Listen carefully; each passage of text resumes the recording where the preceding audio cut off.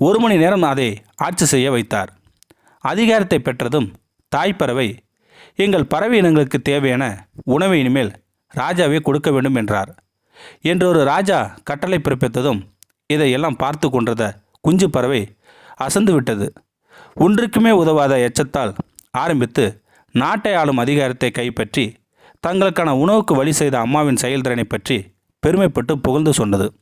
அதற்கு தாய்ப்பறவை, நமக்கு இந்த உணவு வேண்டாம், ராஜாவிடம் சொல்லிவிடுவேன். நான் இதை செய்து காட்டியது உனக்கு புரிய வைக்கத்தான்.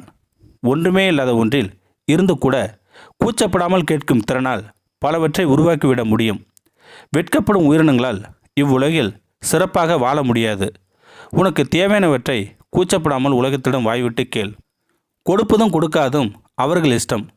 கொடுக்காமலேயே கொடுக்க மாட்டார்கள் என்று யூகம் செய்யாதே என்றது அந்த தாய்ப்பறவை. இந்த வீடியோ பற்றி கருத்தை கீழே இருக்கிற